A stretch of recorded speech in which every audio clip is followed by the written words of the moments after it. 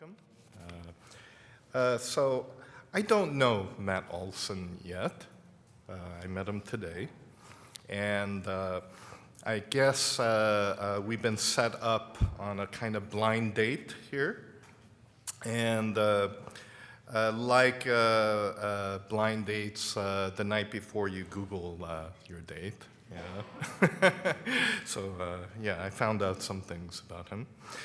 Matt is the head of OOIEE, pronounced we. The letters stand for Office of Interior Establishing Exterior. And he founded this as a new venture on January 1st of 2016, last year.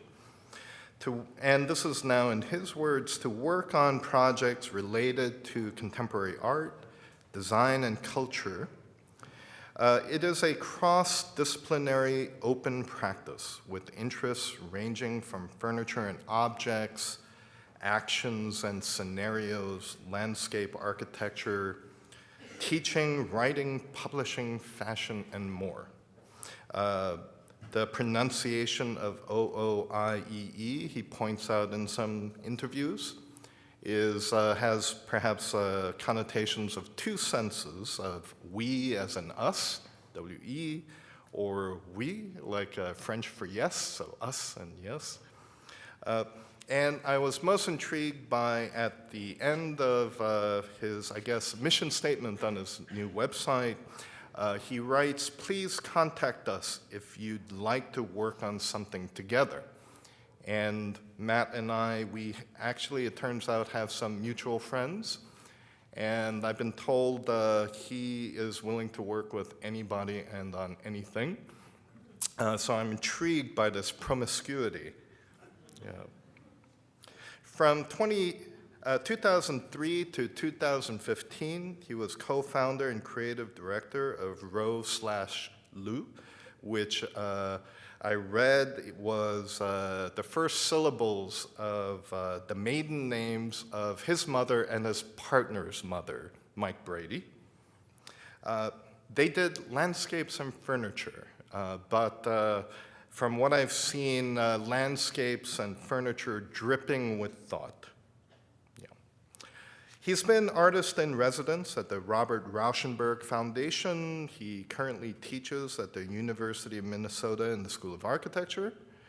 So I guess he's no newcomer to an architectural crowd. He's seen the likes of us before. He has taught at places like Cranbrook. In an interview with our mutual friend Alexandra Cunningham Cameron,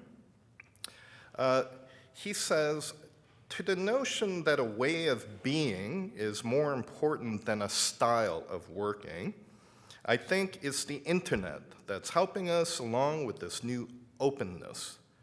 I read an essay recently that was organized around two terms I really like. One is slow criticism, and the other is post-judgment. I am also very intrigued by these two terms and what they might mean today. At the University of Minnesota, Matt teaches a course called Towards a Cross-Disciplinary and Open Practice. Open practice maybe here means a practice without boundaries, without fences. Matt seems to want to work on anything with anyone. I guess that work, our work, should not be fenced in. Or if it is, these fences should be jumped. How might we work without expectation, without obligation, without preconceived limits? What might it mean to work within the power of the open? I'm very curious to hear what Matt thinks about this. Please welcome Matt Olson.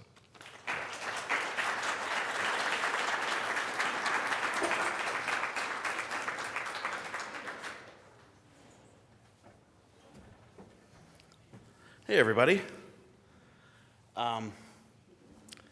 It's really good to be here. I'm based in St. Paul, Minnesota, Minneapolis, St. Paul, and this is real. It's not photoshopped. And so walking around downtown today with no jacket on and then taking a swim was amazing for me. I love Minnesota, and I actually love winter. This is pretty rare, but this was like a month ago that this happened, and it's a bummer.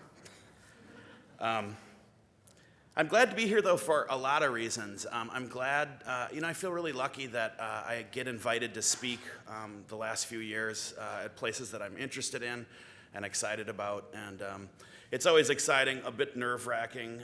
You travel, you meet people and exchange energy and ideas. But I think one of the really cool things is that it actually provides a space for slowing down and really thinking about what's happening with the work. And so I'm really grateful for the opportunity to do that and come here to talk tonight. I mean, you kind of do these talks and you have sort of a format that you show the work that you've done, but there's always an opportunity to kind of build something new into it. And so tonight I'm going to talk about open practice a lot. I'm also glad to be here because I think SCI-Arc, I just got a tour and it's just so great. There's so much energy here for a Wednesday night. It's really impressive. And I've always held SCI-Arc in really high regard, almost mythical, like just kind of like a left coast bastion of, emergent avant-garde, the future, I guess. And so it was exciting when I got the invite to come and talk, but I also realized that I don't really know why, I don't know that much about SCI-Arc. And so I was curious why I had this sense of this place.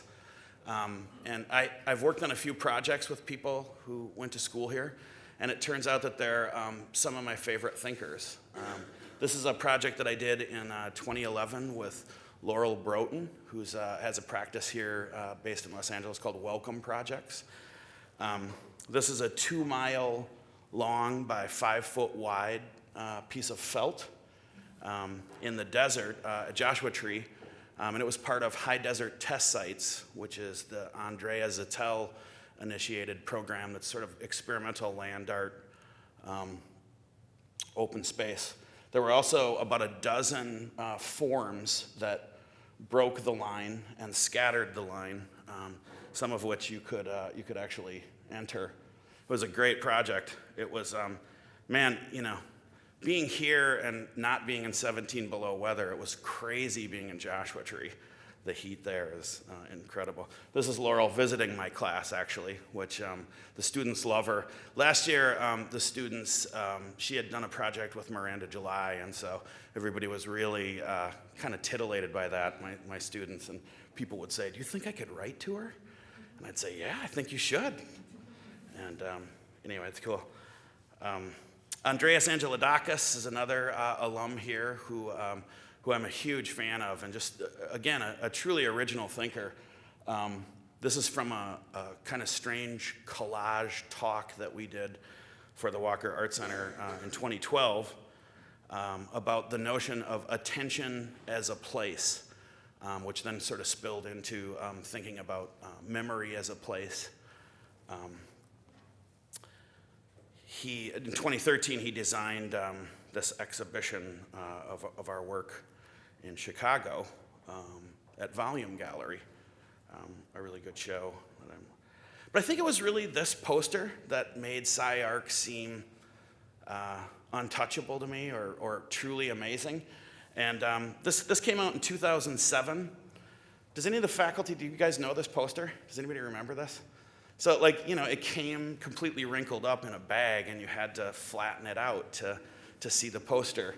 And in 2007, I love LA, but in 2007, I was in love with Los Angeles. And through blogs and The Smell, which was is an all-age punk club in downtown Los Angeles, bands that are still around. Lucky Dragons and No Age were kind of emerging. Abe Vigoda, Family Books, which is in LA. And so I loved Los Angeles. And then Brian Rodinger, who is also based here and was involved in in that community, produced this poster. And I just thought, man, that is a cool school. The University of Minnesota is great, but I just don't see them doing that. And this is kind of a bummer. This is a spot where actually there was supposed to be the new issue of Margin. There was supposed to be posters for everyone here. That's a new project that I just did with Studio Set. But I guess they didn't get here. The shipping didn't work out. So, and then also before I start the actual talk, I just want to touch on the fact that probably a lot of you guys know that there was like some anger and frustration, I think, about diversity on the spring lecture schedule. And I don't bring this up, to be negative, but I was concerned about it, and I wrote and got a really thoughtful response back, and it all really made sense. But I felt like if I didn't say something, it wouldn't be right. And so I just think we all need to create a daily practice of paying attention to everything. I mean, especially at this moment in this news cycle, we need to pay attention to everything. But we definitely need to have an expansive attitude and awareness about inclusive behavior. And so I just wanted to say that. So there's kind of three sections to this talk. And as you understand now, we means a few different things. And so sometimes tonight when I say we, it'll be about us. And sometimes it'll be about the office. And sometimes, no, I don't speak French, so it will never mean yes tonight. But just kind of pretend that it means all those things, which is a good thing for words to do. So I'll start by kind of talking just a lot about how things feel, I guess, and what it's like to be practicing this way right now, what we're thinking about, and I guess what it's like to be in a space like this together. Then I'll go through a section called What Have We Done? And it will be work by we, but also my former studio, Rolu. And I'm going to go through, it's crazy because this is like 150 slides long. And it's really like 1/4 of the projects that I've worked on. And so it's crazy. I'm going to go really fast through those projects because I think for me, we live in a time where maybe programming is paid too much attention to, and getting really in depth in projects isn't that interesting to me. I'm 49 years old, and I guess I'm old enough to notice that what I thought 15 years ago is not what I think now, and so I'm not sure that really matters. And then the last section will be how will we change, which is really what my goal is like how successfully can I continue changing my mind? So tonight, this is one of my favorite quotes. Language isn't meant to inform, it's meant to evoke. And so, when you end up in a situation like this, you want to come here, you want to sound smart, you want to say things in this way that's sort of direct. And it would be great if we could all just have the sense that all these things are just beginnings. These are all just starts to ideas, and they're in transition. I have a friend and collaborator, Frank Lyon, who I think is streaming tonight. So he has this. He likes this word "coded mist," which is kind of a post Peter Sloterdijk way of thinking about all the forms of communication that are outside of language. And I think when you enter into a space like this, there's just so much happening. And I think there's a lot of coded mist. And so if we can think that, maybe this becomes kind of like a weather system of our thought, very little edges. I also have been thinking a lot lately about words functioning sort of like placebos in a setting like this, where you understand what I'm saying and the word does create meaning, but that it happens so fast that we don't really get much depth from it. And I'm interested in that. I don't like the word lecture. I know this is a lecture series, but I would prefer to think of it as a talk. I think Rancière said that nobody knows more than anyone else. You know one set of things, and I know another set of things. And so I'm resistant to the notion of lecture because I think it has like a sense of hierarchy to it. I don't like the word strategy because I think it implies that you know what you want from a situation. You know what the outcome that you want is, and I try to resist that. I'm trying not to use the word work so much. It's really hard, and I'll use it a lot tonight, but I feel like it doesn't really do justice to the kinds of energy that we put into the things we do, and so it feels to me like it might be smart for us to describe things more accurately than work.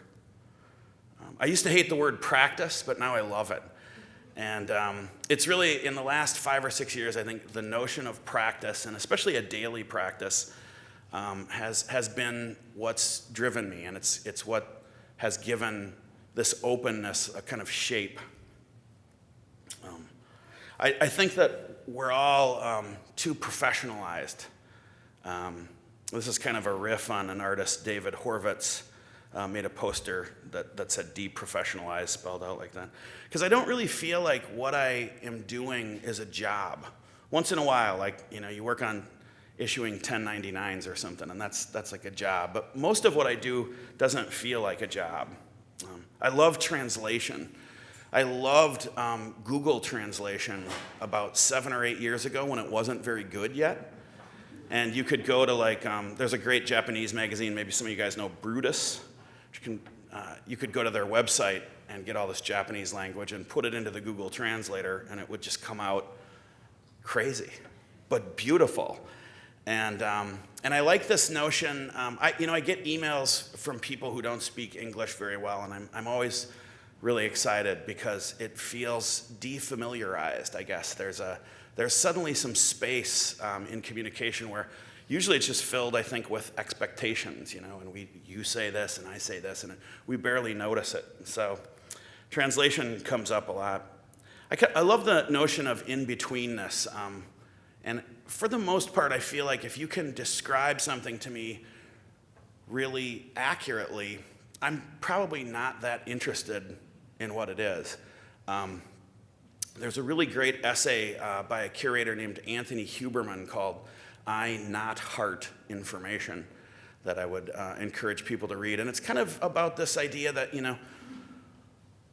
with whatever it is, whether it's art or design or buildings or space, if you don't know what it is, it's alive. And once you sort of solve it, it's sort of over. And I love love. And I bring this up because I feel uncomfortable talking about love, especially at a place like SCI-Arc. I don't know that much about it, but it just feels like, probably not a very academic topic. But man, I just feel like we really need to talk about it. All my heroes talked about it. And so I love a word that means too much. That's great for me.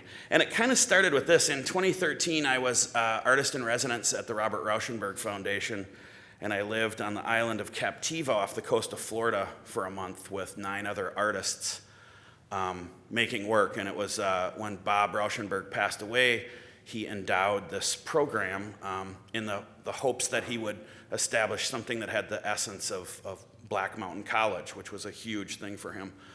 And if you guys don't know about Black Mountain College, you definitely should. And so the main I made those chairs there with Bob's fabricator, which was amazing. But the main project that I worked on was I had been commissioned to make a workshop for the Association of Art Museum Directors. And they were having a symposium at the Aspen Institute. And I had this idea that I wanted to make a workshop about love and what love does in an institution. How does love happen amongst people who work there, amongst the objects that inspire people, all these different ways to start paying attention to love and kind of creating an accounting for the institution to pay attention to love. But then, it was really like the cast of people who were going to be at this symposium were really, very impressive. And it was really intimidating for me. And I got an email, I think by mistake, where somebody hit reply all and they didn't hide the names. And it was, Michael Govan from LACMA here and Philippe Verne and just people that really intimidated me. And so this is Laura Brunelier, and she's a video artist who's French, based in Paris. And she had been helping me with the project. And right at the last minute, when it was time to turn it into the printer, I decided I was going to change it because I just got scared about trying to talk to these, these amazing humans about love. And I told her, and it was kind of like a scene out of a Wes Anderson movie. She was smoking and, French accent, and she was really disappointed. I could tell by her face that I was going to change it. And she was like, why? And I said, well, I'm just like a guy from Minnesota. I don't really have any business telling these people about love. And she said, oh, interesting. Marcel Proust, he has a very big mind, no? And I was like, yeah. And she said, well, he is not like you, lacking in courage, because he's not afraid to say, I believe in art and I believe in love. And that changed me. And so I decided that, is that my phone? No. Is that love calling? I decided from that point on, it really affected me, and I decided I really have to start bringing this up. And so I don't know if it's strange for you guys, but it feels weird to me. And it's not just Proust, from a different time, a romantic era. This is, two of my favorite, somewhat recent designers, Kiramata and Satsis. And their work, both of them, has been super important in the last 10 years. And we look at the work, we think about it, we revisit. And this is the thing that stands out to me, and I think we should pay attention to that too, not just the work. See, I'm saying work a bunch, aren't I? And then, like at a talk like this, I just like to make sure that everybody knows it's all just changing. And sometimes I can get mixed up about that and think that I really know things. Like, I only want to believe my beliefs for a minute, and then I want to kind of let go of them. I try to stay out of my own way and not take myself too seriously. This is my favorite poem by the artist Robert Filliou. It translates to excitement is greater than questioning. He always used to say, art is what makes life more interesting than art. And I also always like to mention that I don't identify myself as a designer or an artist, and it's not out of any kind of fussiness or difficulty. And I just like to say I work on projects that are related to contemporary art and design, and it's almost more of a practical choice to stay more open. I think that the words we use are important, and if we define ourselves in that way, it matters. This was another big moment for me in my life. John Cage isn't so much interested in a personal meditation on his own life. Rather, his life is composed of and belongs among the lives of others. And this is a good thing for me to try to remember because it's easy to get caught up in what you're doing and the stories that you live in. But don't forget about everything. Everything matters. This is one of my favorite stories. There's an artist named Richard Archschwager, fantastic artist, passed away a few years ago, who apparently, when he was in his early 40s, was making furniture, living in New York, making not very interesting furniture, like not very cool. And he knew this, and he wasn't particularly plussed about his life and what he was doing. And then one day he was washing his coffee mug in his studio in Brooklyn, and his thumb touched his palm in a way that he felt that he'd never felt that before. He'd never experienced it. And he had what he called an epiphany. And he said at that moment that he could start to hear the distant train, the radiator, the water, everything. And what he said about it was that everything matters. And it's weird because right away he started making amazing art.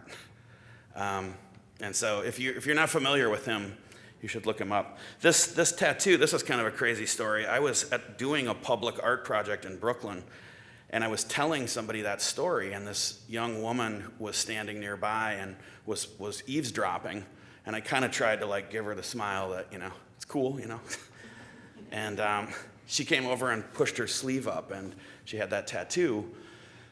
And she had been told that story, but she thought it was fiction.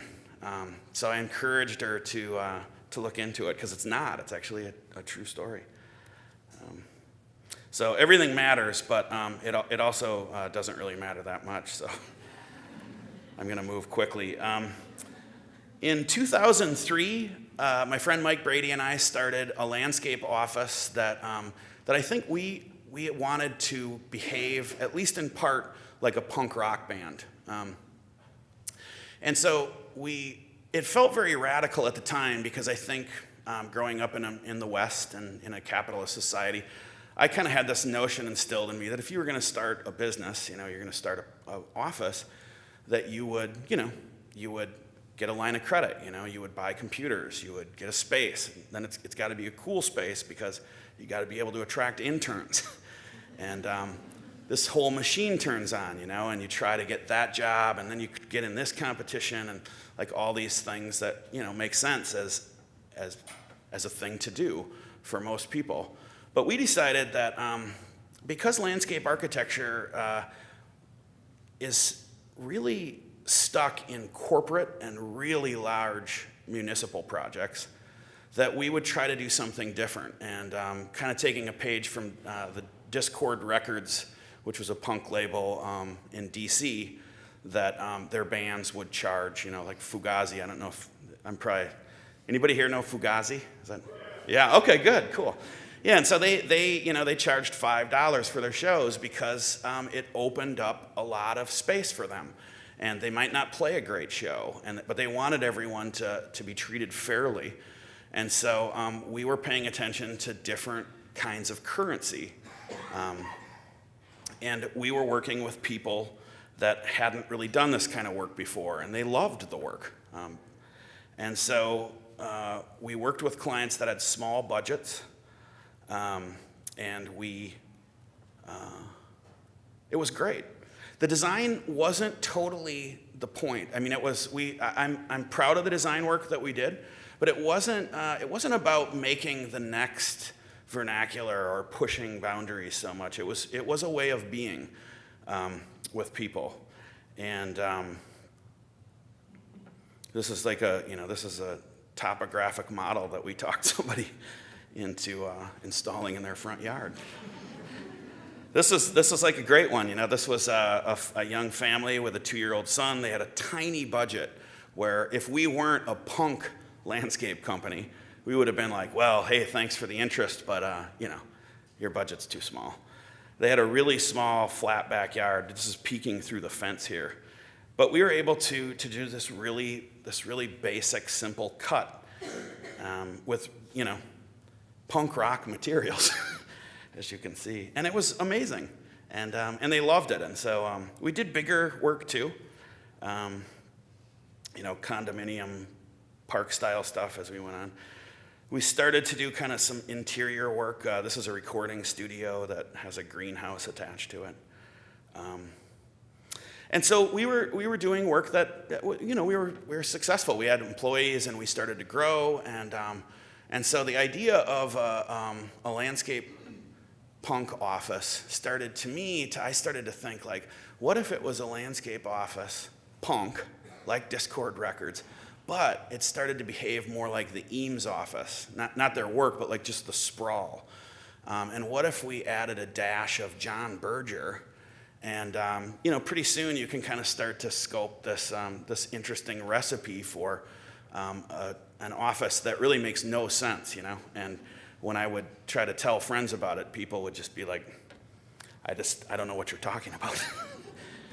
Or they would say, oh yeah, the Eames office, that should be no problem to do that. But right as I was starting to have these kind of broadened ideas about what it could be, I started a blog, and this is 2006. And so the iPhone, I think, came out in 2007. So this is blogs were like weird.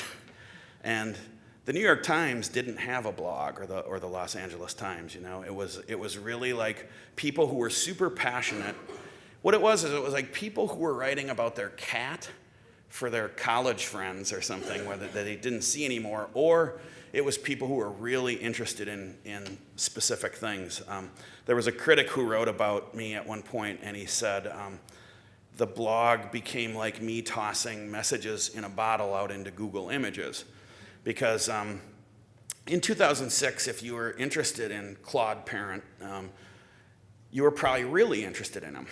It's not a light thing. And so the blog started to connect and create a world that I was able to sort of start following forward. And that was a really important experience for me. And I think a beautiful one, that if there's a real truth in the fact that if you send a signal out into the world, it will come back in some way, and it's important. So then in like 2008, we had our first like pretty profitable year, and we decided rather than taking bonuses, we were going to commission art with the money. And so we commissioned Mylin True Win and David Horvitz. David is based in Los Angeles here. To make a participatory project for us. And what it was this sort of weird conceptual newspaper that came out once a month, and it was a call and response thing. And so it came with an assignment or a suggested, and it was about photography. And so you would buy this paper, and then you would take a picture of the horizon over land or water, and you would send it to us. Because it was the internet, I don't think people weren't really talking about memes yet, or like viral, but this is sort of what happened to this project, and it ended up like, I think that the people were interested in content, and so if you were doing anything, it would get written about. And we ended up on the Urban Outfitters website, which was weird, and suddenly we were getting, a lot of photographs, and it was a really interesting experience, and it continued to facilitate this kind of connectivity, I guess, that I'm really excited about and interested in. And it also taught me something about photographs, and that like a high school girl from Omaha can take as good a picture of the ocean as an amazing photographer, who's working professionally in London. And that was an important lesson. And this is 2008. Photos, I think, in our life have been really ubiquitous. But at some point, the internet just started. You just started to, you were constantly in photographs. You were just seeing photographs all the time, and that was sort of new for me.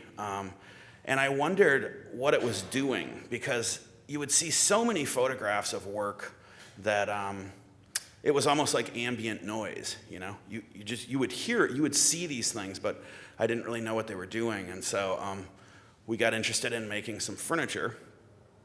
And this first set of pieces, I guess, is called Field Recordings Made from Wood. And it was, I would say that it was like, based loosely on Enzo Mari's Autoprogettazione project and Rudolf Schindler. We were buying, pine plywood from the hardware store. And, we like to think it was kind of punk furniture. And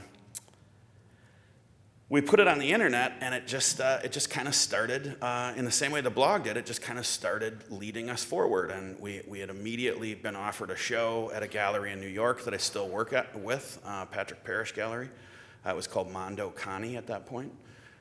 We did a reading room for Art in General, a gallery in New York. We did this for the graphic design graduate students at Yale who were doing a project with the New York Art Book Fair. This was at PS1. And we were just making stuff. But so at some point, it kind of makes sense that, if you have work that inspires you, that you metabolize it, and then you make your own take on that, or your own version. I think that's one way of working that's pretty standard or normal.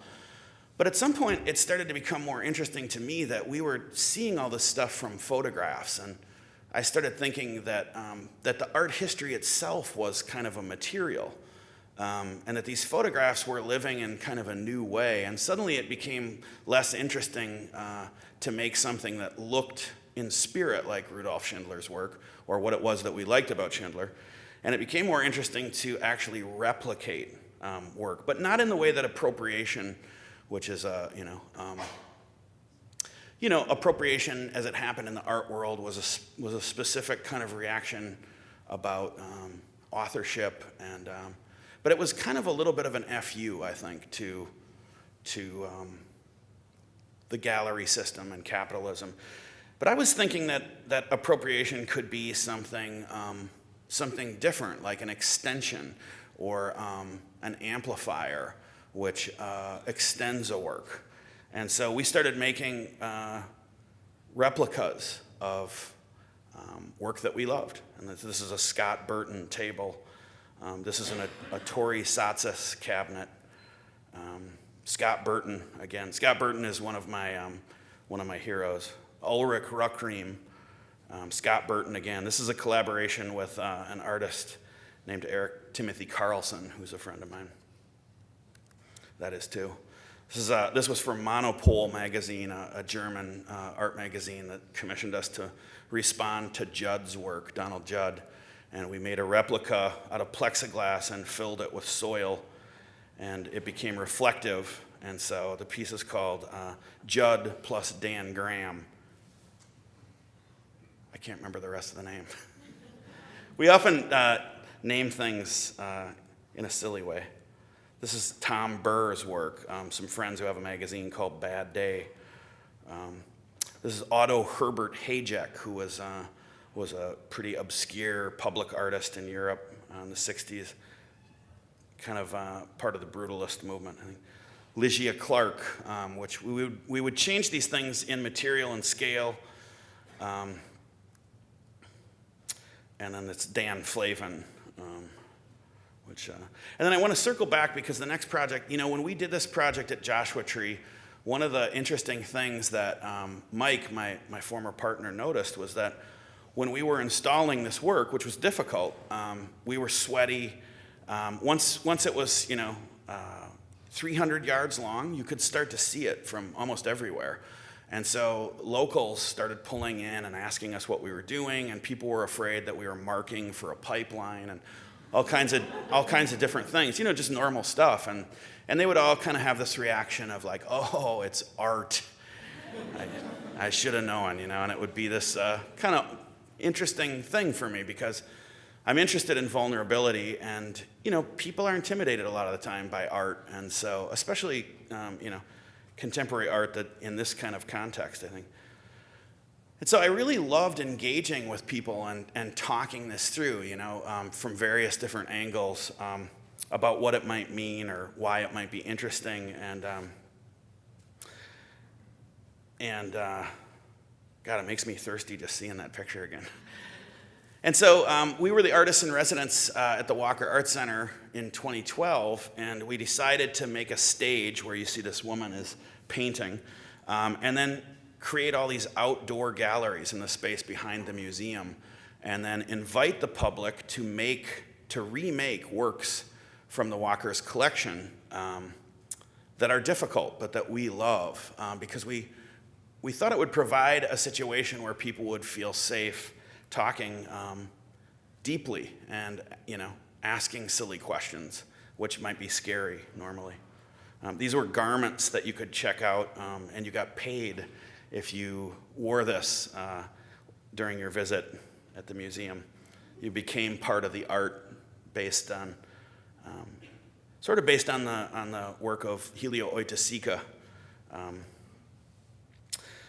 We also made a lot of work. We remade. There was a LA-based artist named Guy de Quinte who was working in the 70s here in Los Angeles, and we remade his work in many different ways because mostly what he did was set design, and so these sets are they're gone, and all that was left was these photographs, and so this is just a lot of work.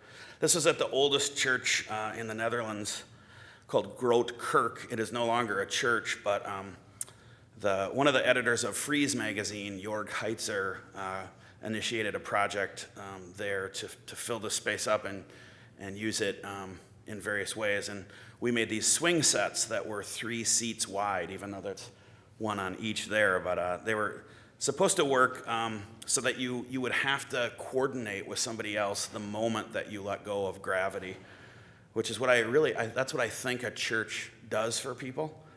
It creates a community and a moment of letting go. This was a project for Monsieur Gabriel, which is a accessories line that we did for opening ceremony, the boutique. This was a really interesting, these were mirrorized objects and reflective bags, and I started getting really interested in the way that proximity works with objects. I think as I've gotten older, I like the idea that and I write a little bit about this on the website. You know, I believe it's the Hopi Indians that believed that what you saw was you. It wasn't a thing outside of you. It was like that was your consciousness. And so this was part of the thinking here. This is a project called Surfaces on Which Your Setting and Sitting Will Be Uncertain. And it was a piece that you entered. We made the grid furniture, and this was collaborative with various projects who I've worked with a lot over the years, and is an amazing studio based in New York. I don't think they describe themselves as an open practice, but they could. They own some boutiques called Project Number 8, and then they own a gallery in Berlin called Aradia Beer. Very cool. This work was, this was another case of us really traveling closely with historical precedent, and there's probably a lot of you guys know Super Studio, and this was like part of the thinking around this. But it was also Ettore Satsas who did some interesting grid experiments with photography. That's a friend, India, who came to model. This was at Art Basel Design Miami, and it became like an Instagram phenomena. And everybody was taking pictures of this booth. And this was one of Vogue's 14 most important fashion Instagram moments of 2014. And what was interesting is we ended up, if you cataloged all the likes that we got, it probably would have been in the millions. And we only sold like 4 pieces of the work. And so that's interesting. That to me is kind of interesting. And I spoke that year at Design Miami, and the facilitator, I don't know, there was like this desire to kind of say like, oh, well, this is like Super Studio, and it is, but I think it goes past, or it deals with it differently. This is another example of this notion that maybe you can merge with an object through willing proximity, and the top of that bed is a mirror for taking selfies. And this was at the Swiss Institute in New York for a really great show that Felix Berichter curated.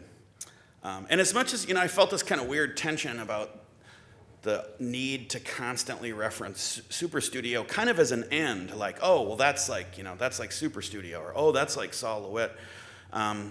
And it made me uncomfortable because I didn't want to see it as something that had just been done. It was something new.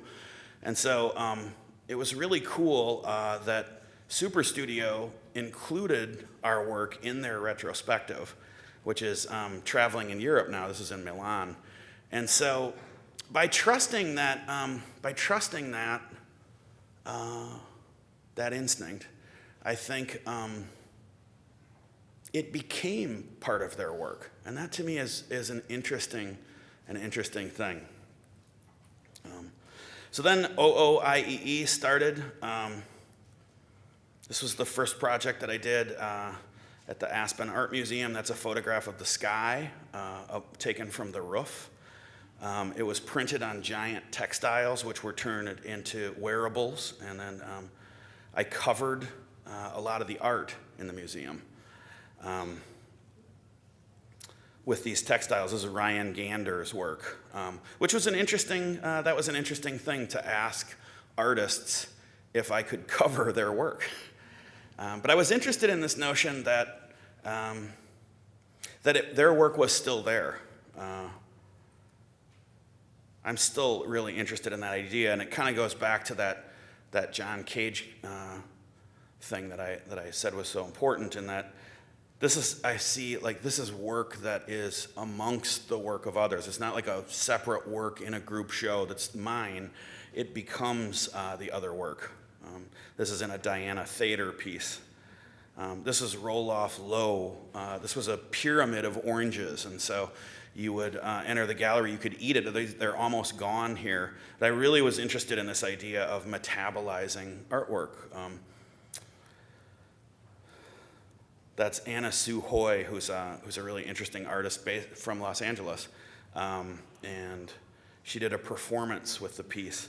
You could check these wearables out, and so the piece ended up in every show in the museum, and it ended up going all over Aspen because people wore it outside. And that's exciting to me because it's becoming something. And then it became the cover for that book. This is a recent project we did. In the corner on the right there, you can see a couple photos from Toyo Ito's White U, which is a really interesting project that no longer exists. I got kind of haunted by these photographs, and I think partially it was the fact that there's an object in those photographs that I don't know what it is.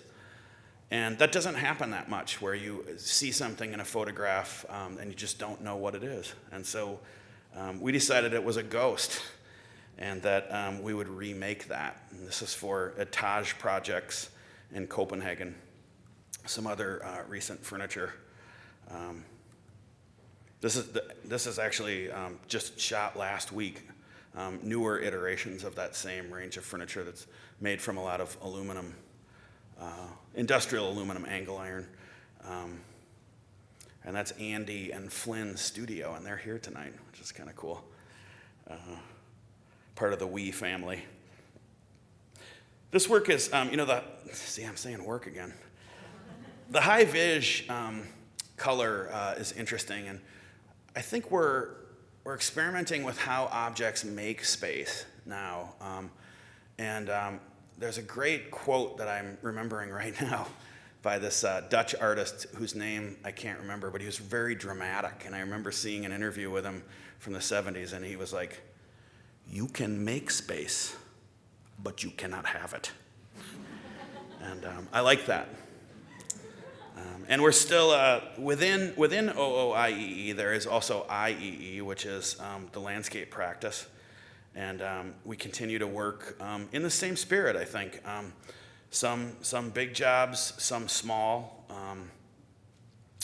There's a feeling Minnesota, looking California. Yeah. And so it all brings me to, the thing I wanted to do with this talk tonight is have a reason to kind of define what open practice is. And I did start using that term about 3 years ago, and I still don't totally know, but it felt like it would be interesting to try to define it a little bit and think about that. One of the things we don't do is we don't participate in competitions, and really interested in the idea that cooperation is always more interesting than competing. And really interested in libraries, and it was fun to get the tour tonight and see the library here, and then have a memory that I had a picture of the library because of the plywood. Because when we were working with plywood, whenever I saw plywood, it wasn't used as much as it is now. I would just be like, awesome, plywood. And so I had a picture of the library here. But I have a friend who's a curator, and he talks about going to the library and locating the book that you want, but then not looking at that book, and looking at the books all around it, about 6 deep. And that feels like it's part of open practice to me. And so if it's not really definable, you can kind of look for it, I feel like. And so I was thinking that maybe a rhythm is a way to think about what open practice is. And I feel like there's a rhythm to publishing. You know, there's like you kind of have to make the next thing. You know, you have to keep going. Same with fashion, you know. And I'm interested in the rhythm of what's been happening for us.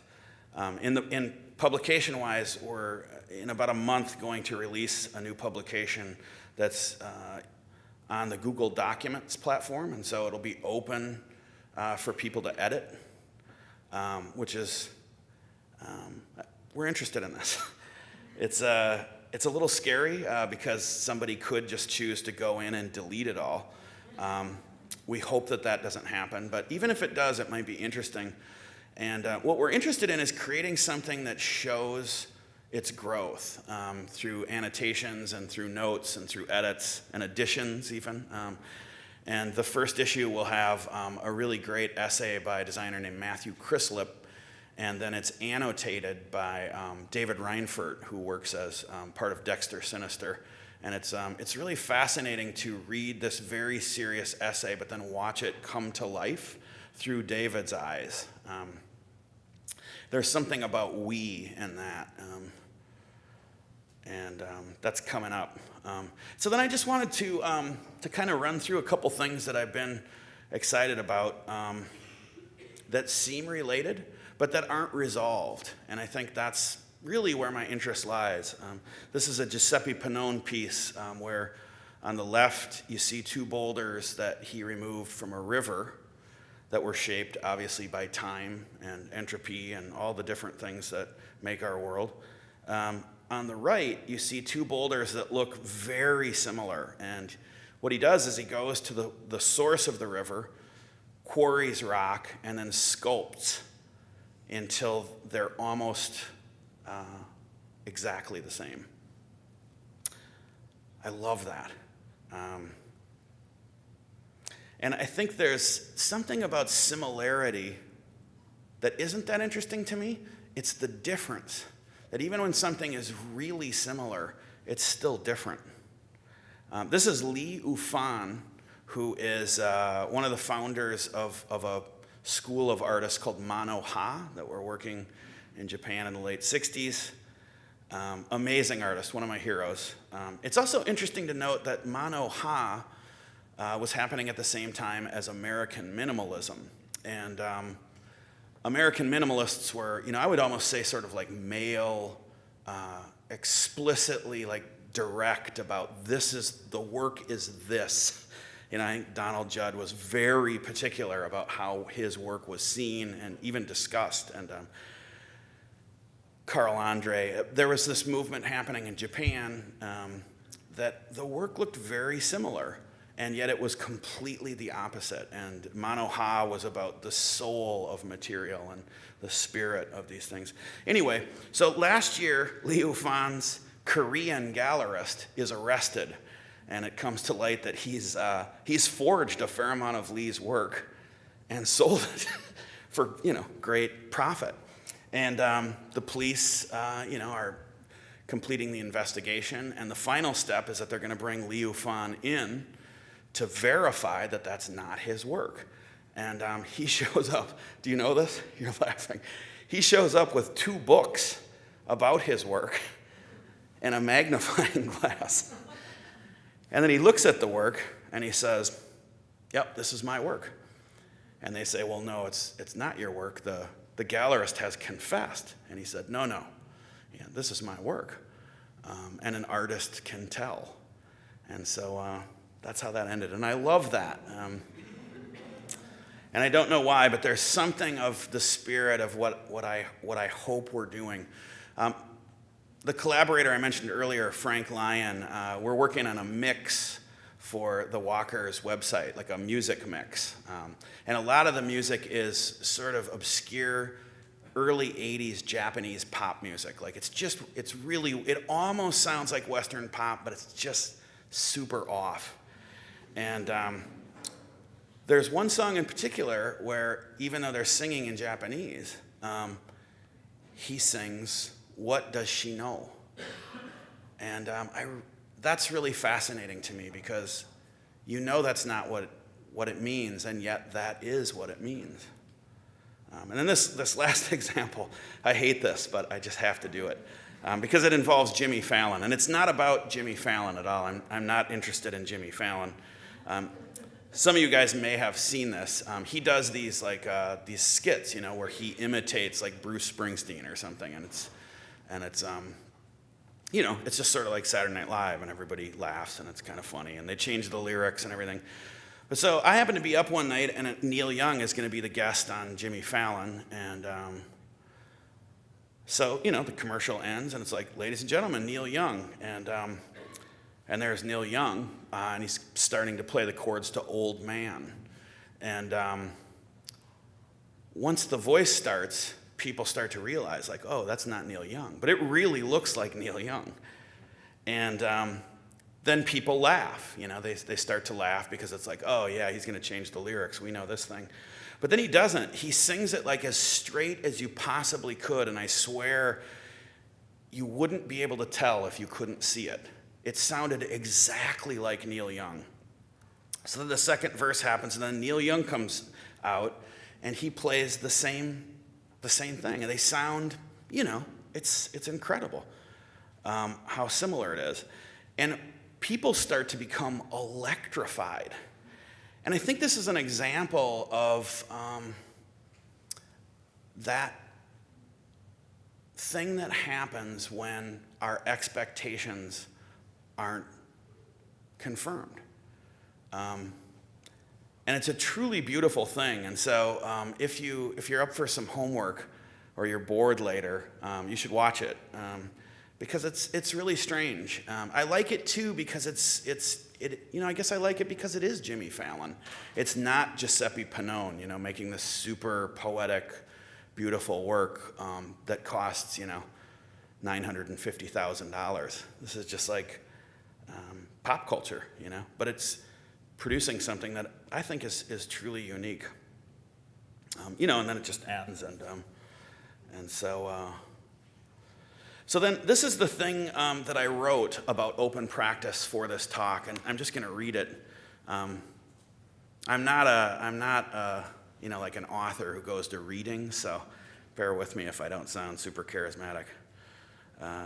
A design practice, an art practice, a writing practice, research practice, a seeing practice, a listening practice, meditation practice, a connectivity practice, a peace practice, a don't forget about everything practice, a staying out of my own way practice, the speak first, think later practice, but more jazz than proclamation, furniture, objects, space, books, music, publishing, food, swimming, smiling, love, sharing, translation, and a remembering the ocean as the pathway back practice, a daily practice.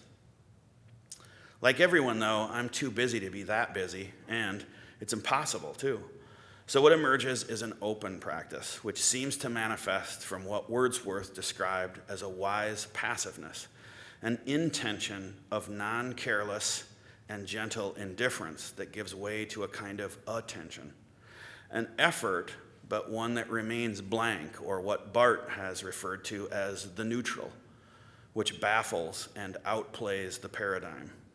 This attention is ready to be ready. It participates and then responds by evoking or stirring rather than informing. Using the word faith makes me nervous, but doubting that the plant will grow towards the light rather than the wall seems foolish. And thus, trust as an action and a way of being is generally a necessary structural element of open practice. Trusting in these things that come to get us, the worlds that consistently and constantly open up in a flash or without any drama at all, they're so much easier to metabolize than all those things we want and wanted. What a bad habit. It's when following becomes indistinguishable from leading. Open practice is a form of awareness that knows and accepts ego and capitalism while avoiding them in whatever ways possible. Authorship, hierarchy, leverage, separateness, self. Open practice is not a stance against these things, as we've learned now that most often a reaction against evokes a reverse and perpetuates a confirmation of their power. Rather, it contains a built-in resistance to them, more magnet to magnet, less oil and water. Not against or anti, but instead a consistent spirit of counter.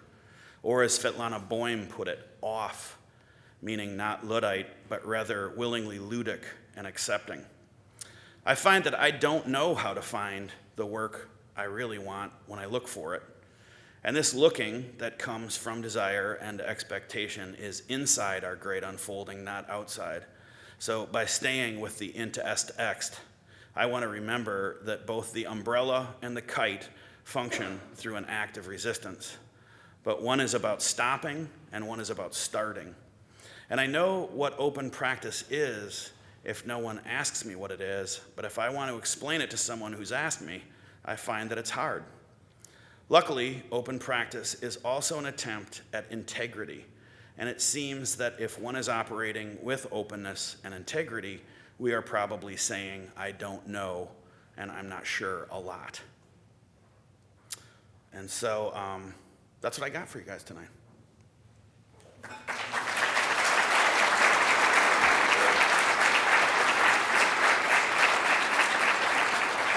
Thank you.